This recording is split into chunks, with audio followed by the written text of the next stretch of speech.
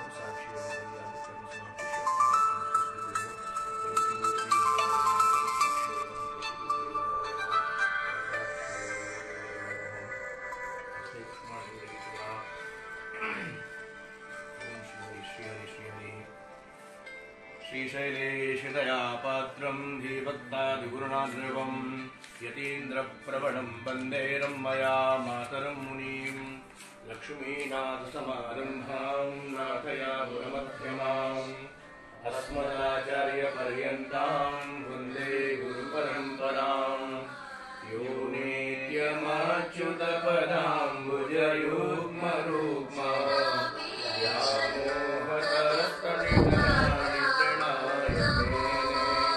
अस्मद्गुरुर्भगवतोऽस्य दयैकसिन्धो रामानुजस्य चरणं शरणं प्रपद्ये।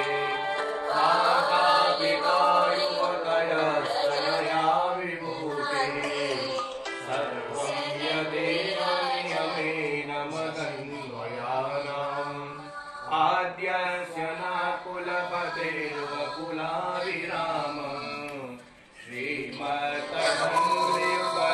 प्रणमामि।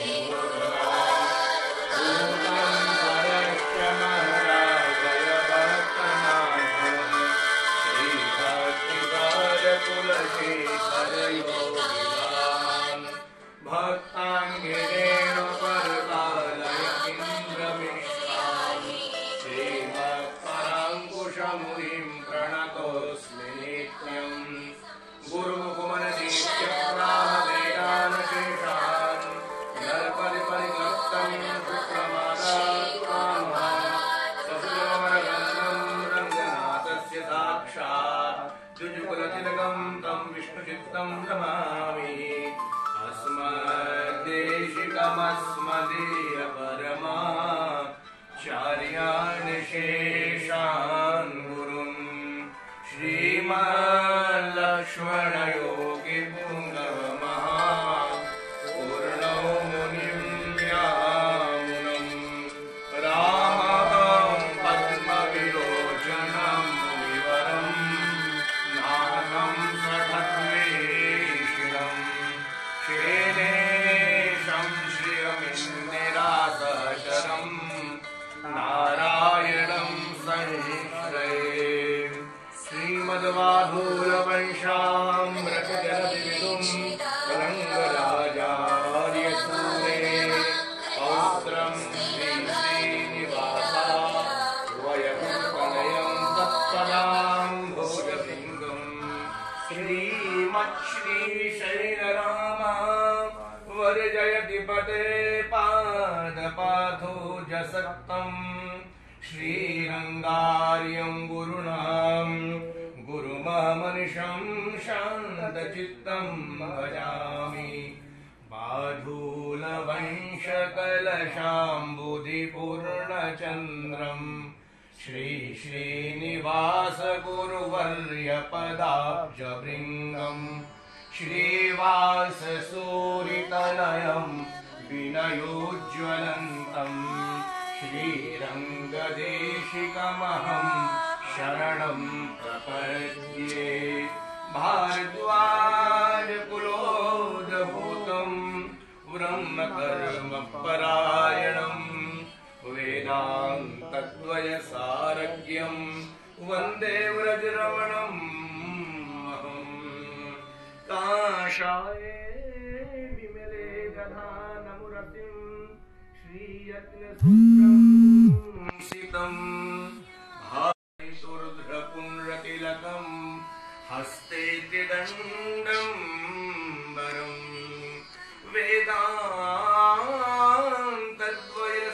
वेदान्तद्वयसारबोधनचलं स्वाचार्यभक्तं यतिं वन्दे वैष्णववृन्दभूषणमहं श्रीदेवनारायणम् अस्मद्गुरुभ्यो नमः अस्मत्परं गुरुभ्यो नमः अस्मद्भूषणकमलेभ्यो नमः श्रीमते रामानुजाय नमः ॐ श्रीभूषणकमलेभ्यो नमः आद्यादिवि सम्पूज्य हरि ओं मा सहस्रतीरथा पूर्वतः सहस्राभ्यो सहस्रपाद सभूमिको सर्वतस्त्वा यतिष्ठदशाम्बुदं महाभूत एवेदभूतं यद्भूतं यच्चवाभ्यं महाभूतामृतत्वशेषानो यदन्तेनाभिरूहते तावानश्च महिमातो ज्यायांश्च पुरुगः पादोष विश्वा भूतान् त्रिपादशामृतं दिवि त्रिपादभूतमुदे पुरुगः पादोषेहा पुनः ततो विस्मृतामशा शनानशनै अभिततो विराजजायत विराजो अधिपुरुगः सजातो अत्यर्चितपश्चात् भूमिमतो पुरः तस्माद्ज्ञातबहुलः समृतं त्रिपदाज्यं मामशोस्ताञ्चैवाज्ञानानित्यां राम्याश्च रेत्सानज्ञातबहुतनिशः सामान्यविदे छन्दादुषिते तस्माद्दजायत तस्मादश्वापयायन्तयेके रोपयादतः तासोहलिते तस्माज्जाता अयामयः संजज्ञं वरहिविभौ शङ्कुरं जातमतः देवदेवा अयजन्तसाध्या निजयत्करेयकुरुकं विदधो तदिधातकल्पयन्नां मुखं निमशादित्यं बाहो हिमो रूपादामुचेते ब्रह्मणोष्यं समासीद्बाहुराजन्यः ततः ऊर्ध्ववैश्यः बद्धाभ्युं शूद्रो अजायतः चन्द्रमा मनशो जातचक्षुः सूर्यो अजायतः रुद्रागायश्च मुखा तद्विरजायतः नभ्यागासीदन्तरिक्षमुषीश्वर्योः समवर्ततः मध्यां भूमितिषः श्रोत्रादथा लोकान् अकल्पयन् यत्पुरुषेण हरिषा देवाय तत्त्वतौ वसन्तोष्यागीतनुमहिमा सरस्वतीतपास्यासन् परिहरति सुमत्सुरः देवायुज्यं तन्वानाम् अपत्नं गुरुहं पशुं मौनेन्द्रकमलगन्धदेवा तानि धर्माणि कथमन्यपसन्नो देहनाथं महिमानः तजन्त यत्र पूर्वे तास्याः सन्तिदेवाः हरि ओं नारायणाय विद्महे वासुदेवाय धीमहि तन्नो विष्णुः प्रचोदयात् ॐ महालक्ष्मी च विद्महे विष्णुपत्न्यै च धीमहि तन्नो लक्ष्मीः प्रचोदयात्।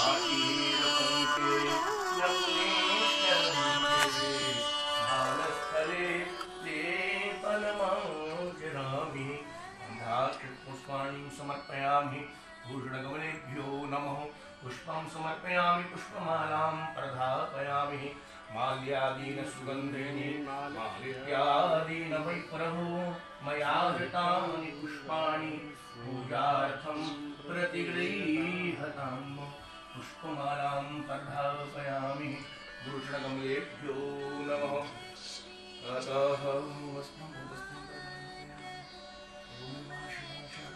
अर्पितयामासौ श्रियान्नो विराजमानो गिरिरासतो उन्नयन्ति स्वास्यो मनसाभिरेन्द्र ॐ श्रीनारायण जोषम्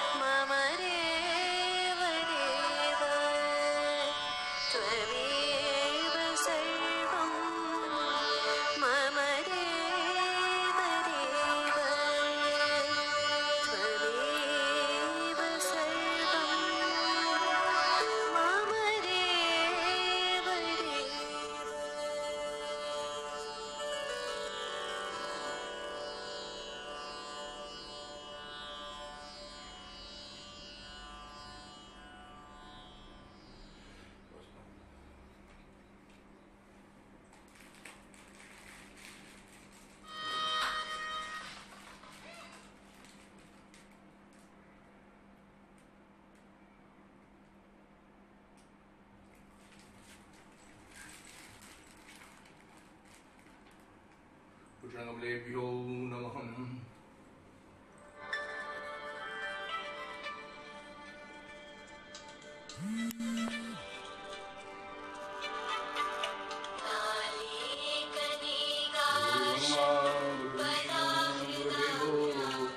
महेश्वर गुरु साक्षात् परब्रह्म तस्मै श्री गुरवे नमः अज्ञानतिमिरान्धस्य ज्ञानाञ्जनशलाकया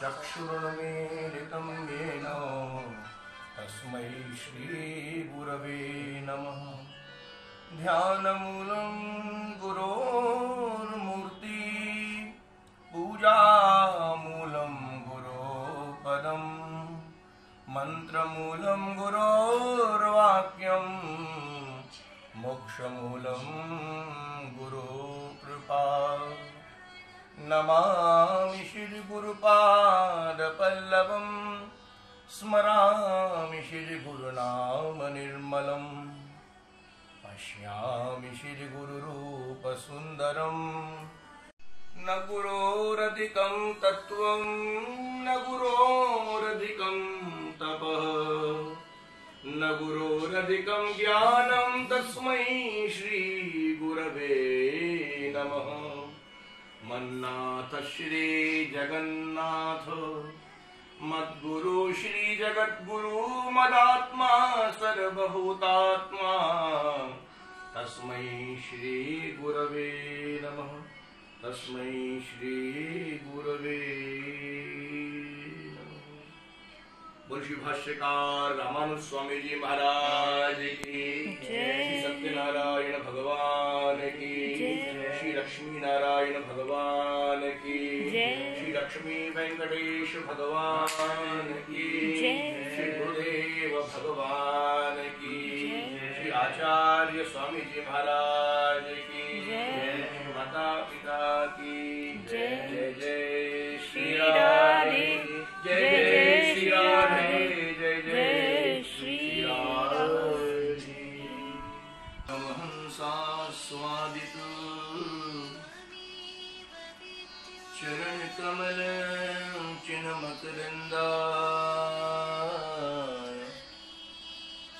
भक्त जनमानस निवासाय श्री गोपी जन बल्लभाय श्रीमते नारायणाय श्रीमते रामानुजाय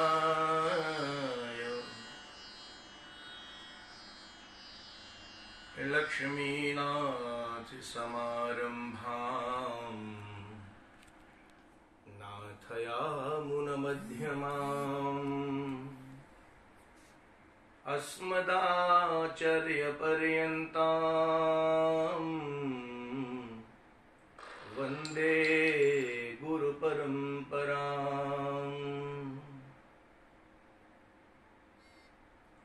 सजल जलध कामं प्रेमवापी मरालम् अभिनववनमालं क्षेमवल्लिप्रवालम् नलिनभुवननीलं दानवानां करालम् निखिलमनुजपालं नौमि तं नन्दबालम् न गुरोरधिकं तत्त्वं न गुरोरधिकं तपः न गुरोरधिकं ज्ञानम्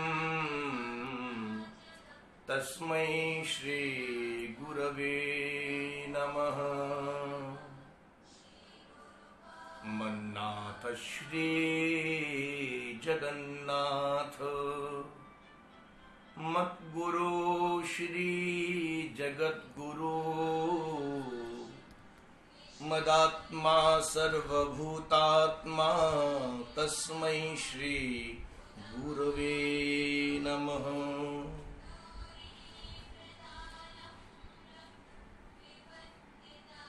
आप सभी प्रेमी जनों को, आत्मीय जनों को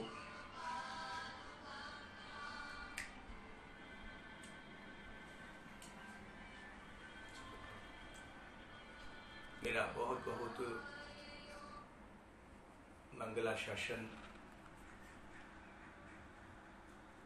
आज गुरु पूर्णिमा पावन महोत्सव की आप सभी को अनंत अनंत मेरी हार्दिक शुभकामनाएं, बहुत बहुत बधाई, मंगलानुशासन। एक ऐसा पावन पुनीत पर्व है यह गुरु आराधन महोत्सव। जिस दिन हम सद्गुरु के पादार विंद चरणों में बैठ करके समाराधन करते हैं, उनका पूजन अर्चन करते हैं, केवल इसी भाव से कि आचार्य माम विजानीया ना वमन्येत कहिचित्। स्वयं भगवान कह रहे हैं कि जो आचार्य हैं वो मेरा ही स्वरूप है।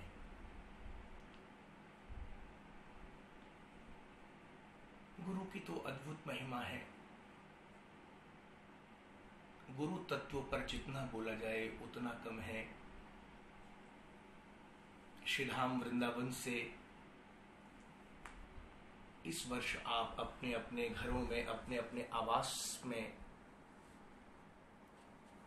गुरुदेव का समाराधन कर रहे हैं, उनका अर्चन वंदन कर रहे हैं।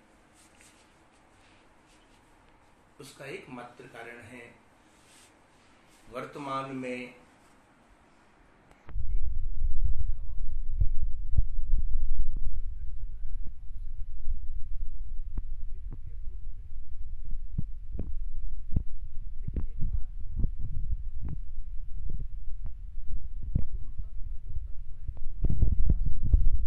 शब्द है। सद्गुरु किसी भी देश में, किसी भी परिवेश में रहें, सुदूर रहें, और एक सद्गुरु का जो कृपा पात्र शरणागत है, जिसने सद्गुरुदेव के चरणों में बैठ करके शरणागति ग्रहण की है, भगवान का नाम लिया है,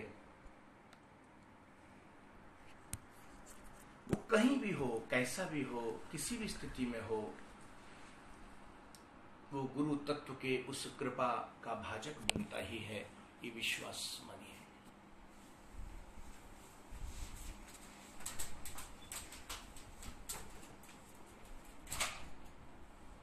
एक है दृग दीक्षा। दृग दीक्षा उसे कहते हैं, आपने देखा होगा कछुए को। एक कछुई जन्म देती है अंडे को, और उस अंडे को जन्म देकर वो कछुई पानी से दूर उस धरातल के ऊपर, उस धरती पर, वहां दूर उस अंडे को वहां रखती है। और स्थिति क्या होती है? वो अंडा पानी से बाहर है, धरती पर है, पानी से दूर है, और वो कछुई उस पानी के अंदर है, नदी के बीच है। लेकिन उसकी स्थिति क्या है? वो कछुई जल में रहते हुए, शरीर उसका कछुई का जल में है, लेकिन उसका ध्यान अपने उस अंडे पर है, जो अंडा उस जल से बाहर, पानी से बाहर है। और अंदर रहते हुए पानी के बीच वो कछुई उस अंडे में रहने वाले अपने बच्चे का पोषण करती है, और वो बच्चा जन्म लेता है दूर से ही। इसी का नाम है दृग दीक्षा। और स्थिति यह होती है कि एक दिन वही नवजात, उस कछुई का बच्चा जब सामर्थ्यवान होता है, तो समर्थ होकर के वह कछुई का बच्चा चलता उस नदी में, उस पानी के बीच पहुंचता है, और अपनी मां कछुई को पहचान लेता है, मिलता है। ये क्या है? दृग दीक्षा। जैसे एक कछुई दूर रह करके उस अपने बच्चे को देखती है, उसका पोषण करती है, तद्रूप यही स्वरूप है सद्गुरु का। चाहे वो कितने भी दूर रहें, सुदूर रहें, किसी भी देश परिवेश में रहें, लेकिन जिस सद्गुरु ने कान में अपने शरणागत शिष्य को भगवान का नाम दान किया है, वो वहीं बैठे अपने उस कृपा पात्र शिष्य को पोषित करते हैं, उसका पालन करते हैं। इसलिए हम लोग जब स्तुति करते हैं तो कहते हैं गुरु ब्रह्मा गुरु विष्णु गुरुदेवो महेश्वर। ब्रह्मा बनकर के जन्म देते हैं, और मैंने अनेकों बार कहा होगा, एक जीव के दो जन्म हैं, एक मां के द्वारा है और एक सद्गुरु की वाणी से है। एक मां अपनी कुक्षी से जन्म देती है, और एक गुरु अपनी वाणी से जन्म देते हैं। जिस समय एक शरणागत शिष्य सद्गुरु के चरणों में आता है, वहां सद्गुरु उस अपने शरणागत को कान में नाम मंत्र सुनाते हैं। ये क्या है? ये उस जीव का दूसरा जन्म है। एक जन्म हुआ मां के द्वारा होने वाला जन्म संसार के लिए, मां के द्वारा होने वाला जन्म व्यवहार जगत के लिए। लेकिन सदगुरु जब कान में नाम मंत्र सुनाते हैं, वो जन्म संसार के लिए नहीं, व्यवहार जगत के लिए नहीं, वो आध्यात्म जगत के लिए होता है। वो केवल और केवल परमात्मा की प्राप्ति के लिए होता है। गुरु तत्व। और एक बात आपको कह दूं, आज स्थिति क्या है, हम सदगुरु धारण तो करते हैं, नाम मंत्र दीक्षा लेते हैं, शरणागति लेते हैं। आज की स्थिति ये हो गई कि हम गुरु को तो मानते हैं, लेकिन गुरु की नहीं मानते। ये बहुत बड़ी विडंबना है। गुरु को बहुत मानेंगे, लंबी दंडवत भी करेंगे, माल्यार्पण भी करेंगे, सब कुछ करेंगे, गुरु को मानेंगे, लेकिन गुरु की नहीं मानेंगे। बात बन जाए यदि हम गुरु की मान लें। जो सदगुरु आपको एक दिशा देने वाले हैं, जो आपको मार्गदर्शन देने वाले हैं, गुरु आज्ञा गरीयसी शास्त्र कहता है। सदगुरु जो भी आपको आदेश करें, जो भी आज्ञा दें, गुरु आज्ञा गरीयसी, उसको सिर पर धारण करना, सिर पर ही नहीं उसको हृदय में धारण करना, तद्रूप आचरण करना, तद्रूप व्यवहार में क्रियान्वयन होना चाहिए जो आदेश दिया। आज अभाव है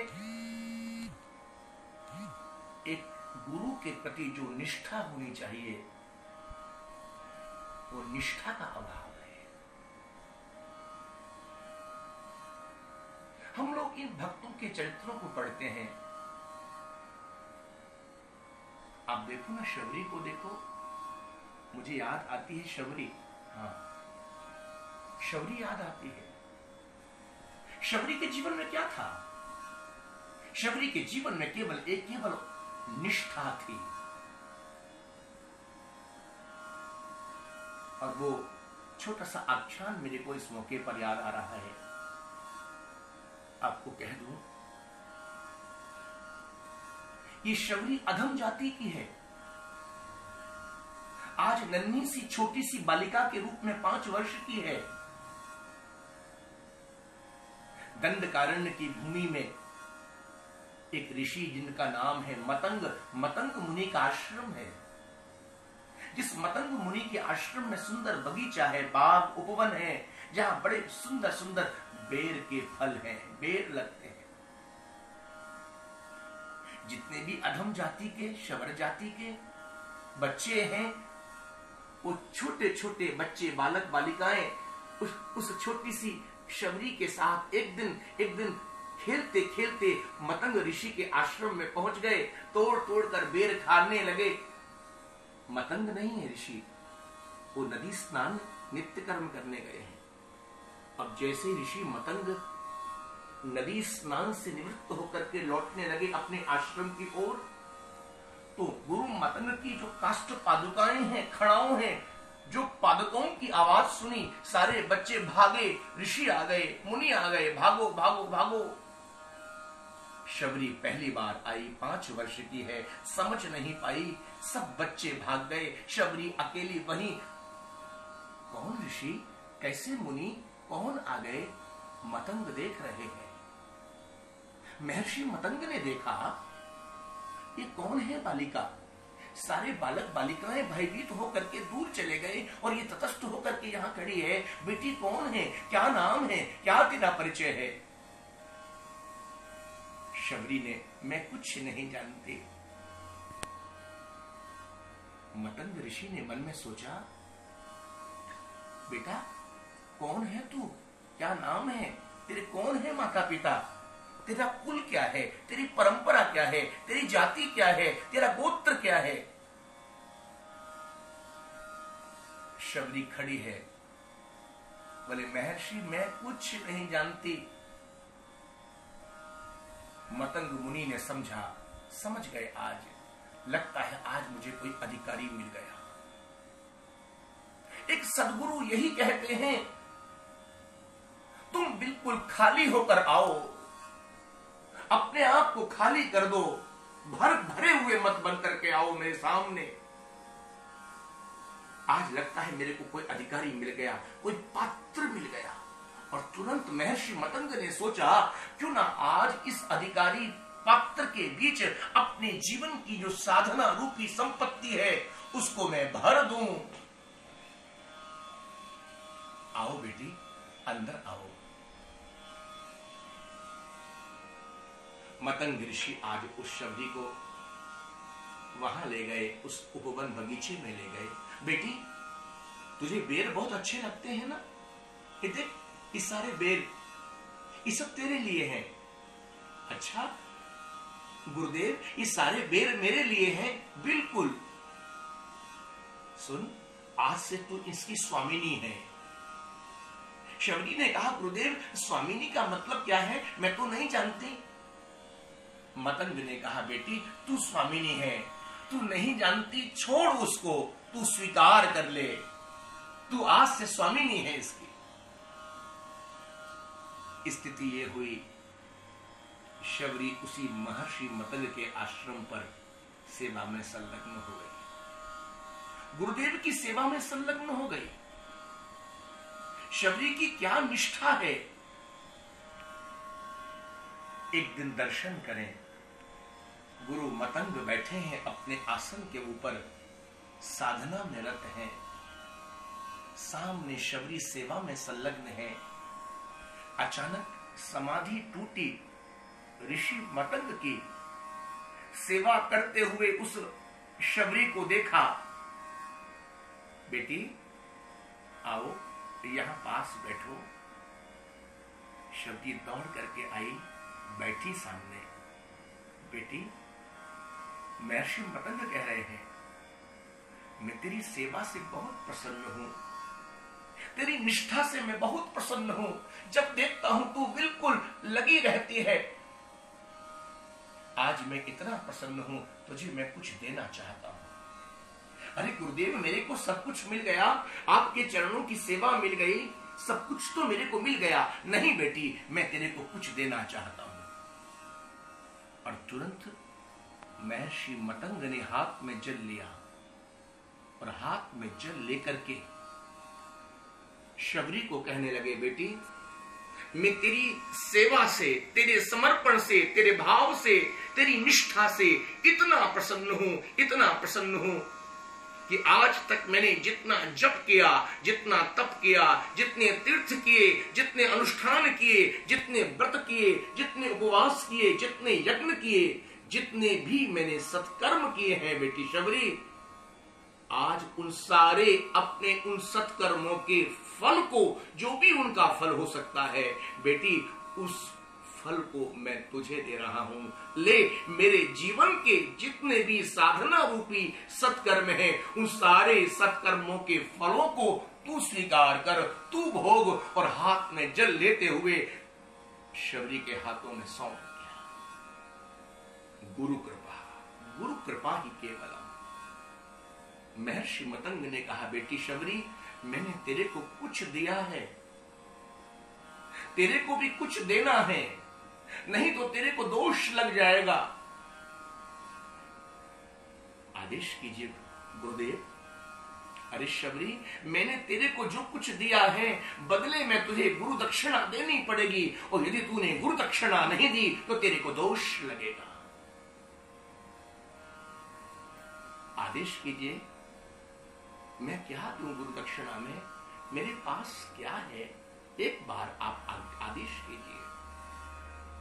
ध्यान देना मेरे आत्मीय जनों, आज गुरुदेव महर्षि मतंग ने शबरी को कितनी सुंदर बात कही। बोले, बेटी शबरी, ध्यान से सुन बेटी शबरी, आज मेरे जीवन का एक दुर्भाग्य है और शबरी तेरे जीवन का एक सौभाग्य है। गुरुदेव, मेरे जीवन का सौभाग्य? मैं अधम जाति की शबरी, और आप जैसे तपस्वी, आप जैसे महात्मा, अमलात्मा, विमलात्मा, आपके जीवन का दुर्भाग्य कैसे हो सकता है? आप जैसे महामुनि, आपके जीवन का दुर्भाग्य कैसे हो सकता है और मेरे जीवन का सौभाग्य क्या हो सकता है? अरे बेटी शबरी, ध्यान से सुन, तेरे जीवन का सौभाग्य क्या है और मेरे जीवन का दुर्भाग्य क्या है? शबरी, मैं अब इस आश्रम को छोड़कर अपने पांच भौतिक देह का अवसान करके उन प्रभु श्री राम का दर्शन करने मैं जा रहा हूं। यानी उनका दर्शन करने, इस पांच भौतिक देह को त्याग कर मैं उनका दर्शन करने जा रहा हूं। ये मेरा दुर्भाग्य है और वो तुझे दर्शन देने यहां आ रहे हैं। ये तेरे जीवन का सौभाग्य है शबरी। धन्य है आज गुरु मतंग कह रहे हैं कि मुझे जाना पड़ रहा है उनके लिए और वो तेरे लिए आ रहे हैं चल करके। यही तो तेरा सौभाग्य है। लेकिन बेटी शबरी, तुझे गुरु दक्षिणा देनी है, तुझे गुरु दक्षिणा देनी है, नहीं तो तेरे को दोष लग जाएगा। आदेश कीजिए, मैं क्या गुरु दक्षिणा दूं? महर्षि मतंग ने कहा, बेटी शबरी, यही गुरु दक्षिणा है कि जिस दिन मेरे प्रभु श्री राम, वो राघवेंद्र, वो राघव इस आश्रम के द्वार पर तुझे दर्शन देने आए, तो बेटी शबरी यही गुरु दक्षिणा है कि तू उनके चरणों में पहला वंदन, पहला प्रणवन, पहला अभिनंदन मेरी ओर से कर देना, मेरी ओर से पहला अभिवंदन कर देना। यही गुरु दक्षिणा होगी। लेकिन हां शबरी, एक बात ध्यान से ठीक से समझ ले,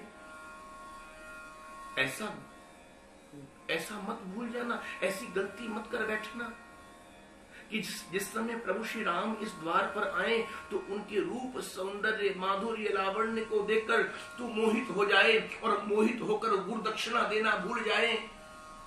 क्योंकि उनका रूप, सौंदर्य, माधुर्य, लावण्य ही ऐसा है कि बड़े बड़े ज्ञानी, बड़े बड़े वेदांती, बड़े बड़े नैयायिक, बड़े बड़े वैश्विक, बड़े बड़े दार्शनिक, बड़े बड़े महात्मा, अमलात्मा, विमलात्मा, योगी, यतीन्द्र, मुनीन्द्र मोहित हो जाते हैं उनके रूप, सौंदर्य, माधुर्य को। मुह्यन्ति अप्सुरयः। तू कहीं मोहित मत हो जाना, तुझे गुरु दक्षिणा देनी है। और मेरे आत्मीय जनों,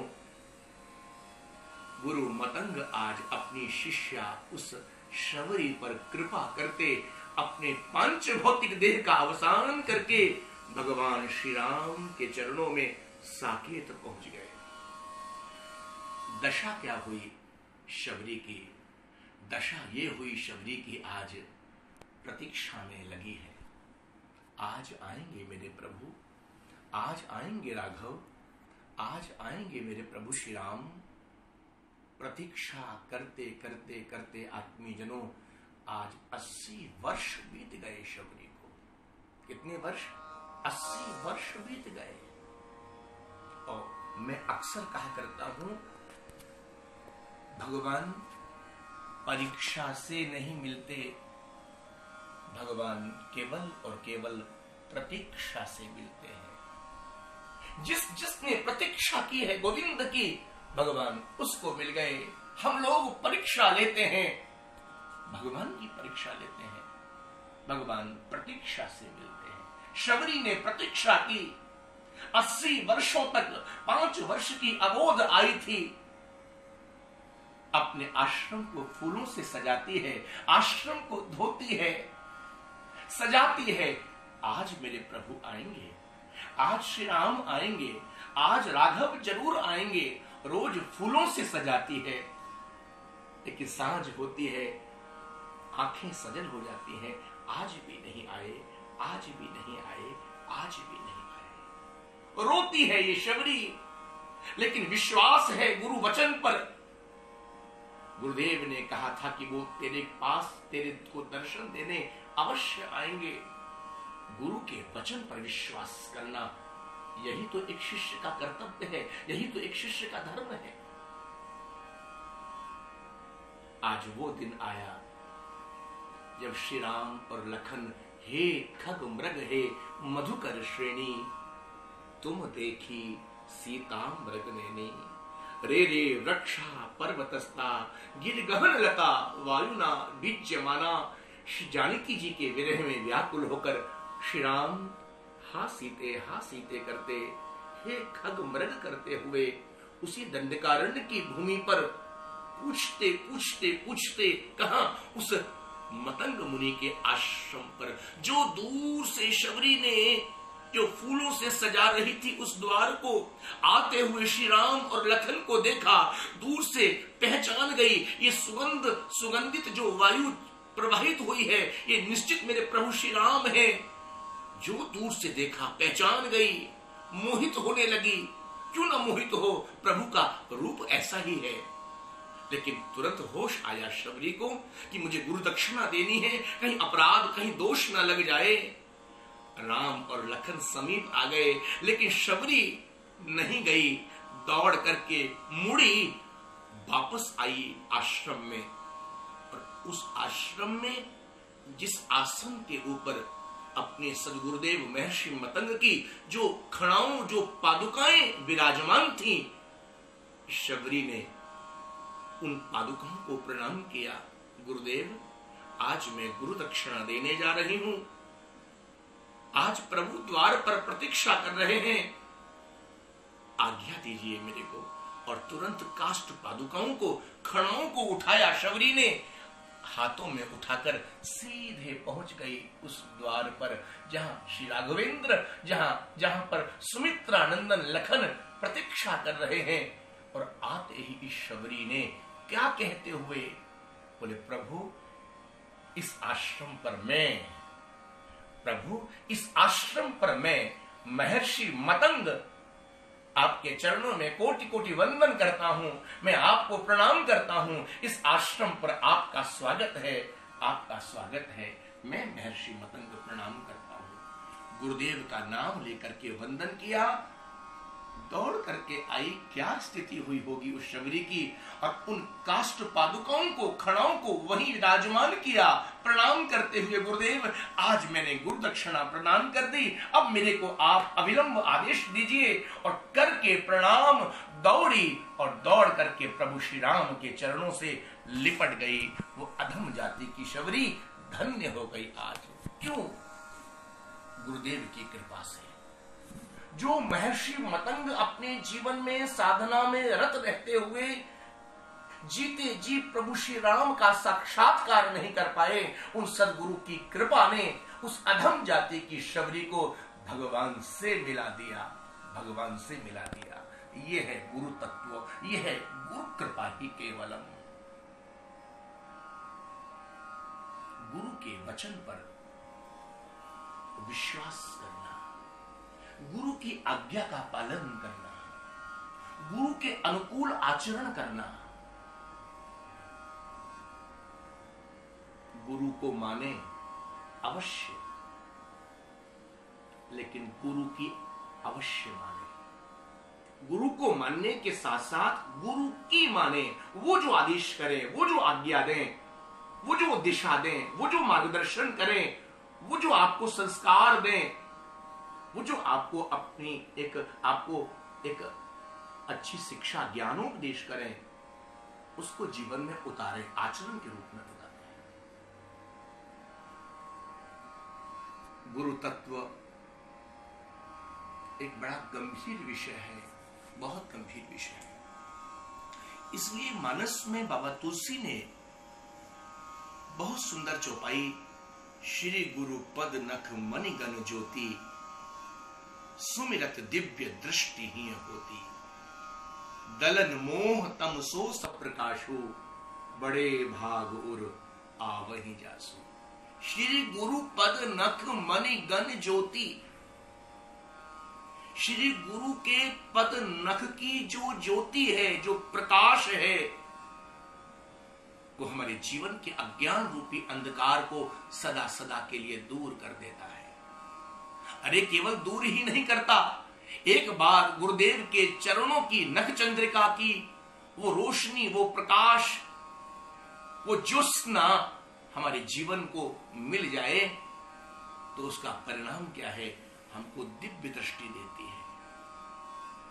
हमारे पास चर्म चक्षु तो हैं, लेकिन चर्म चक्षुओं में जो एक दिव्य दृष्टि है, वो दिव्य दृष्टि किसकी कृपा से?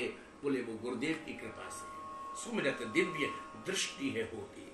और जब दिव्य दृष्टि मिलेगी, दिव्य दृष्टि से तात्पर्य है कि संसार में रहते हुए, जगत में रहते हुए उचित और अनुचित को, सही और गलत को ठीक से समझ लेना, निर्णय लेना, यही तो एक दिव्य दृष्टि है। और ये दिव्य दृष्टि ये कब मिलेगी, कहां मिलेगी, कैसे मिलेगी?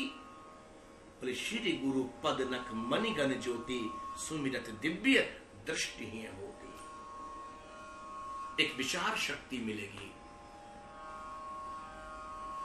हमारे जितने भी मोह के समूह हैं, मोह निशा सब सोब निहारा, गुरु की एक बार कृपा हो जाए तो हमें मोह से भी मुक्ति। मैं और मेरा, यही तो मोह है।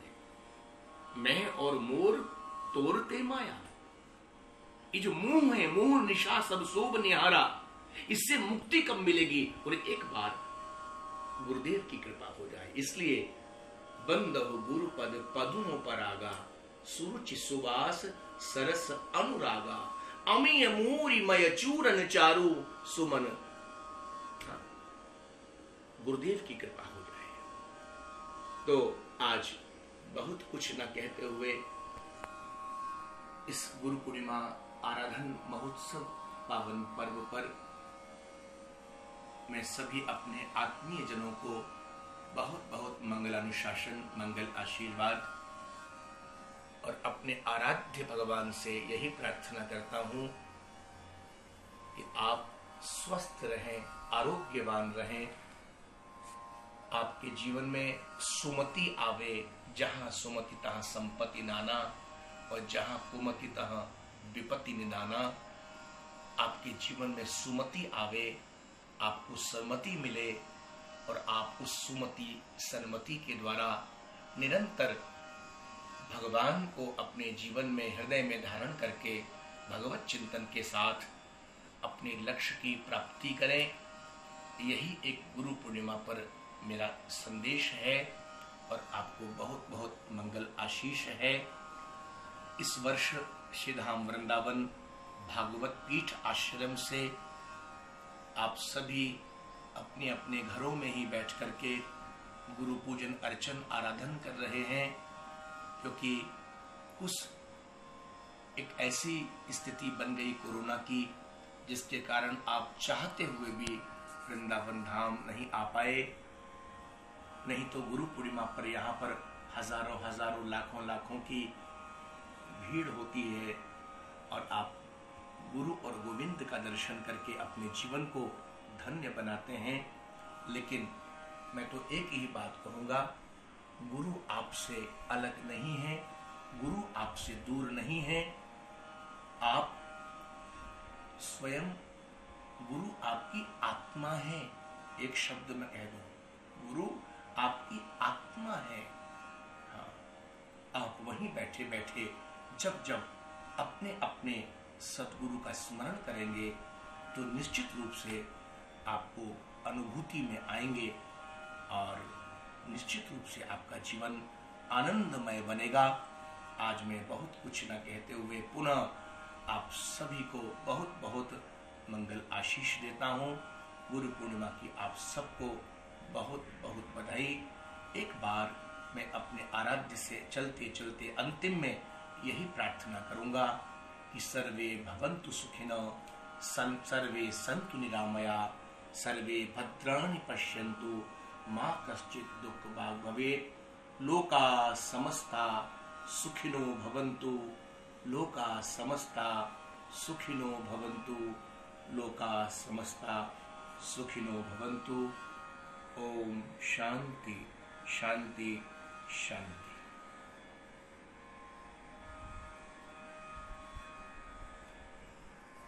आप सभी ने अपने घर से ऑनलाइन गुरुजी के दर्शन किए। लॉकडाउन की वजह से आप यहाँ आ नहीं सके, आपको गुरुजी का आशीर्वाद प्राप्त हुआ। एक बार मेरी ओर से भी आप सभी को फिर से गुरु पूर्णिमा की अनंत अनंत शुभकामनाएं।